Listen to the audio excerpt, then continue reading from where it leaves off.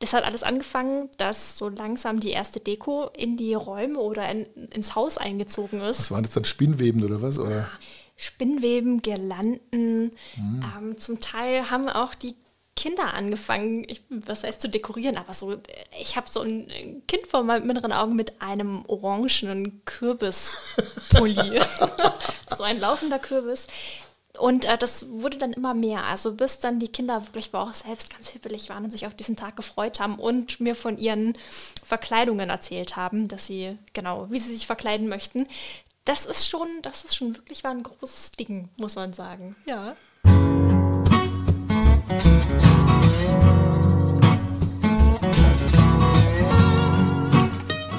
Intermezzo, der Talk mit Menschen wie du und ich aus der Südpfalz.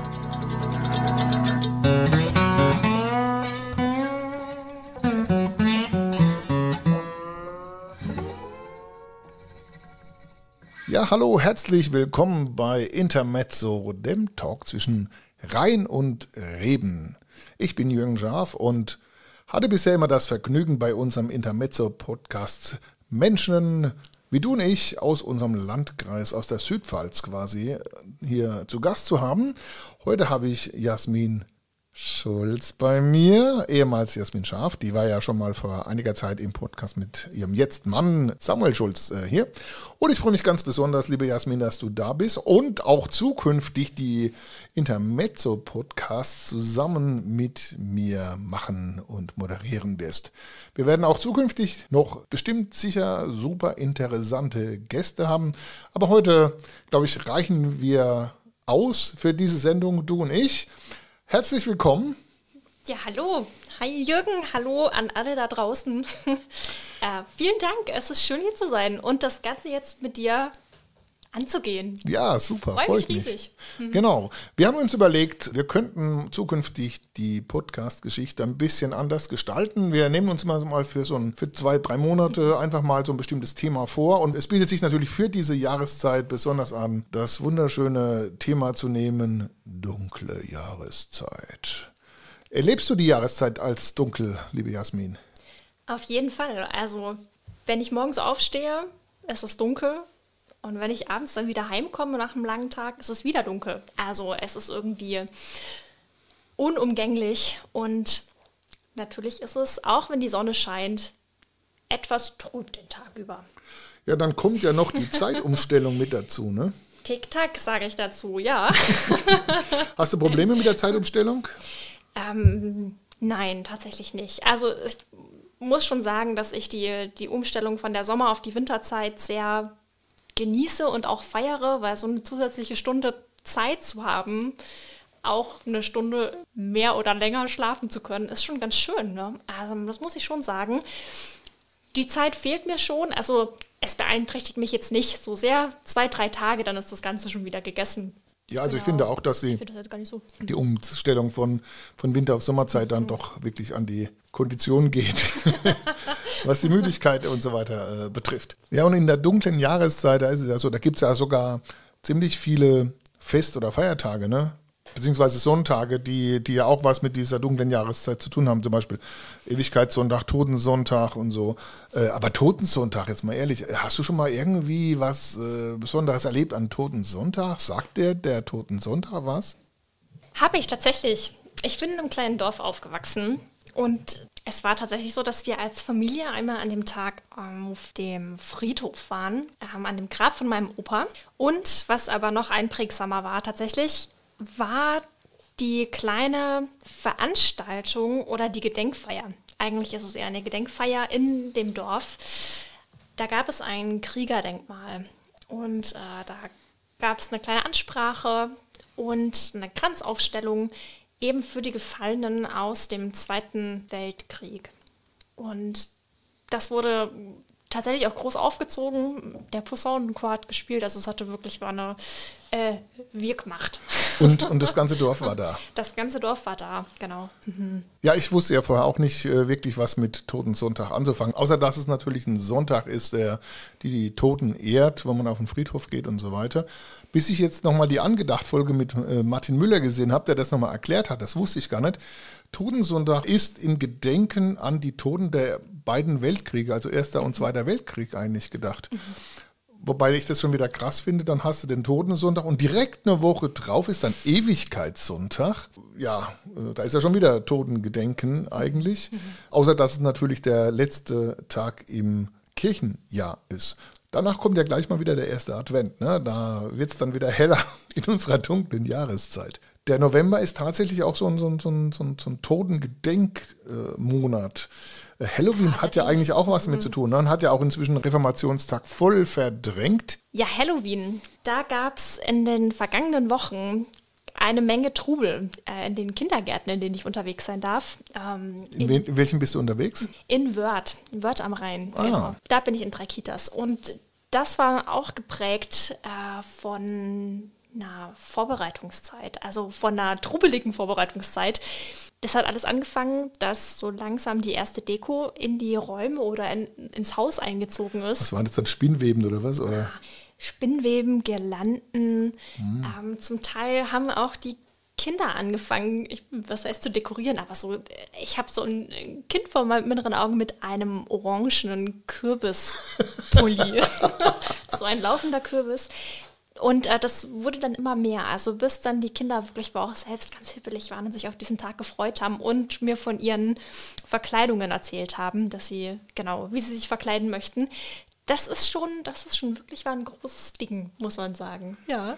Der eine oder andere wird dann auch denken, das ist aber ein großes Ding, dass in den Kitas jetzt Halloween gefeiert wird, wo es doch eine evangelische Kita ist. Und als evangelische Kita müsste sie doch eigentlich eher dem Reformationstag gedenken. So mit Martin Luther schlägt die Thesen an die Tür in Wittenberg. Genau. Aber ich glaube, um Halloween kommt man heute nicht mehr drum herum. Um diesen eigentlich Totenkult, ne? Eigentlich schon. Eigentlich auch ein Gedenken an.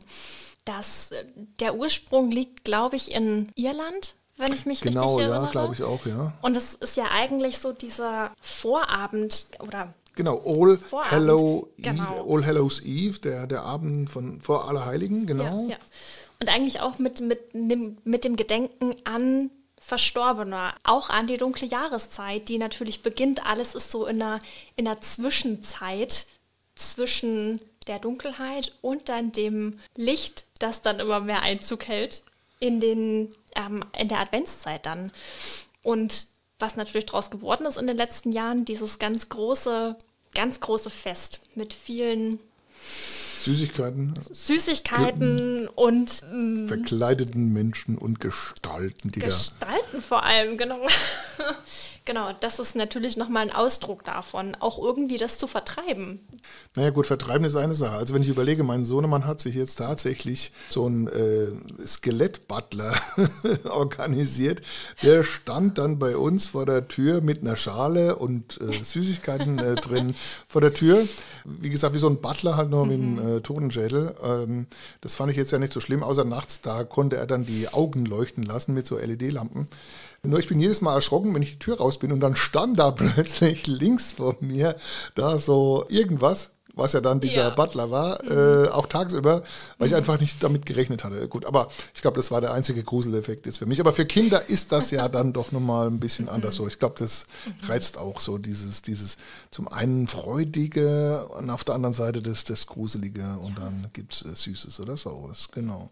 Und dann überhaupt noch mal länger wach bleiben zu dürfen vielleicht, im Dunkeln. Genau. Mit Süßigkeiten, ja. Ich glaube, so richtig gruselig wäre es dann, wenn man mit den Kindern eine Nachtwanderung über den Friedhof macht. Oh. Okay, aber gehen wir doch mal weiter zum Thema Licht oder auch nicht. Genau, also Licht, das heißt, ich habe ja schon gesagt, Ewigkeitssonntag ist ja dieses Jahr auch tatsächlich der letzte Sonntag im November. Am 1. Dezember ist ja dann erst Advent und damit beginnt ja die Zeit des Wartens auf die Ankunft des Jesuskindes, wenn man es mal so sagen möchte. Gibt es denn für die dunkle Jahreszeit, also bis Advent, für dich irgendwas, wo du sagst, ich habe ein Ritual oder ich habe da irgendwie irgendwas, was mir auch ein Stück weit Hoffnung gibt, gerade jetzt in dieser dunklen Jahreszeit?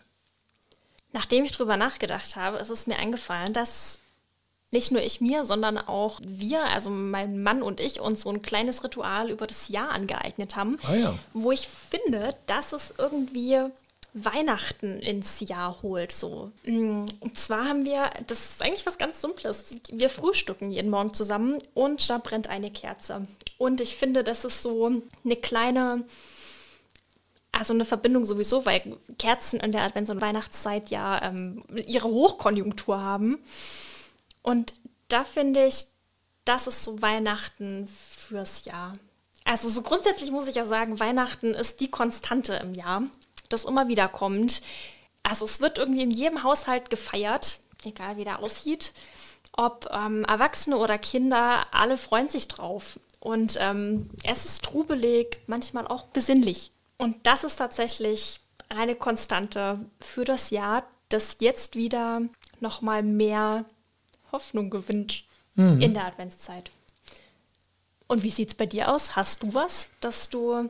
So hoffnungsmäßig. Dass dir, in Zeiten von US-Wahlkampf und Donald Trump als neuer Präsident. Schauen wir mal, was das ja so bringt. Nee, also, aber eine Sache, auf die ich gespannt bin und mich auch freue, ist, wir haben ja in Lustadt immer alle 2 Jahre einen lebendigen Adventskalender, wo eine Familie, wo ein Verein an einem Abend für eine halbe Stunde so ein Adventsfenster gestaltet. Da gibt es dann eine Geschichte oder was an musikalischen Beiträgen, wie auch immer.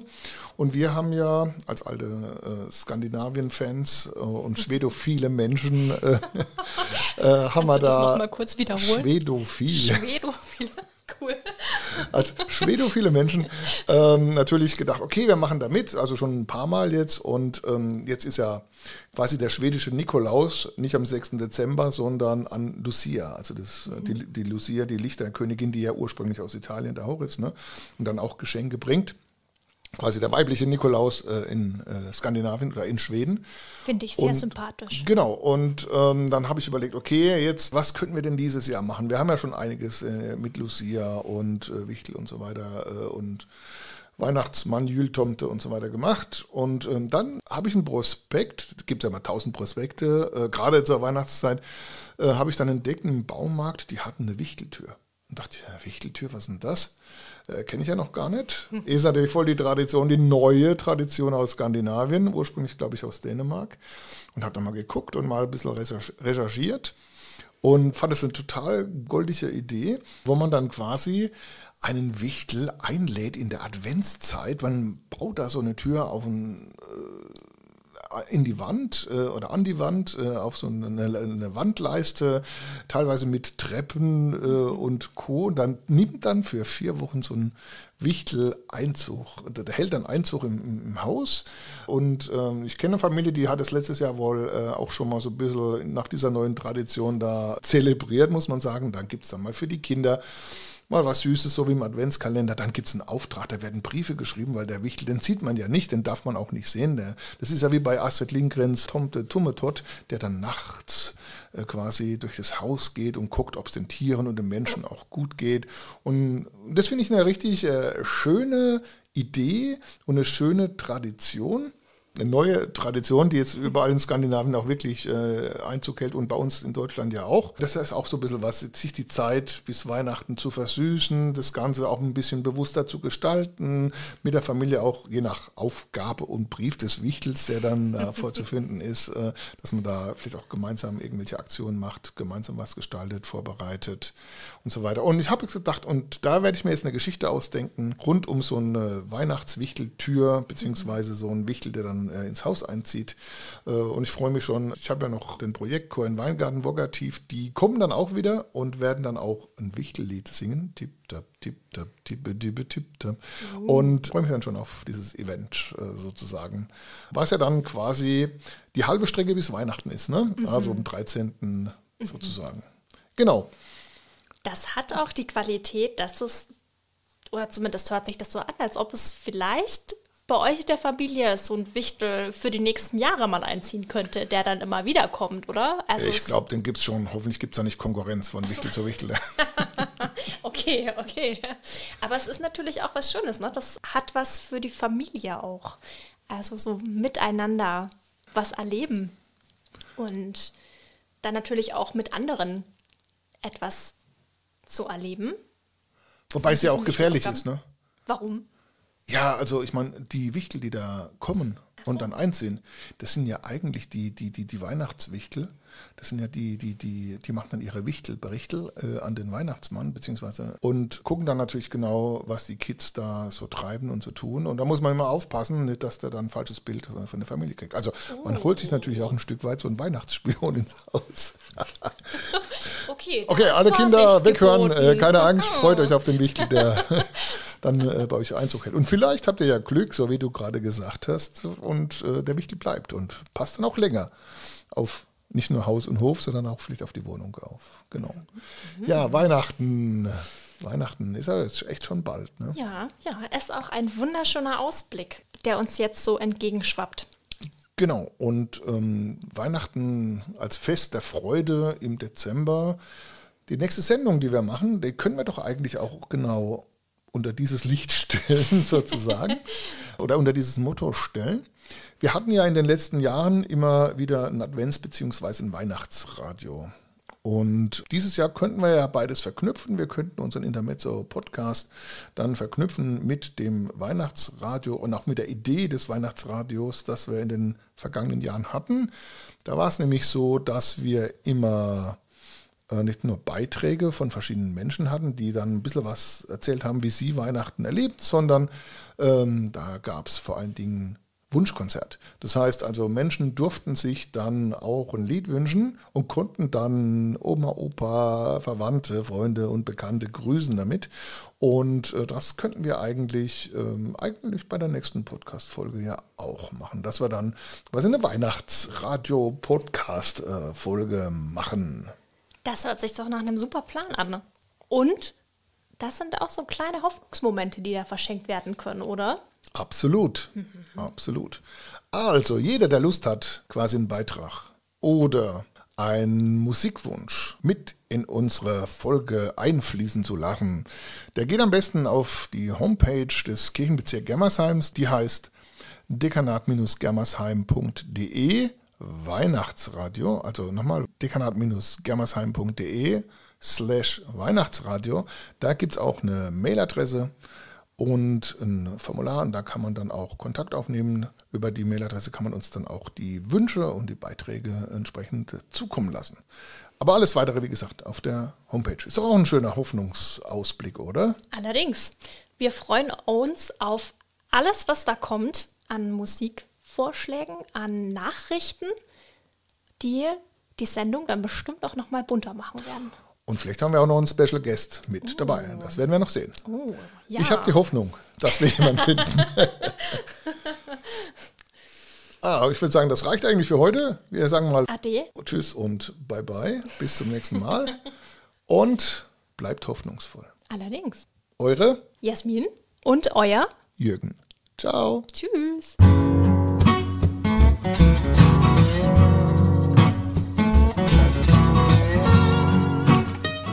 Intermezzo, der Talk mit Menschen wie du und ich aus der Südpfalz.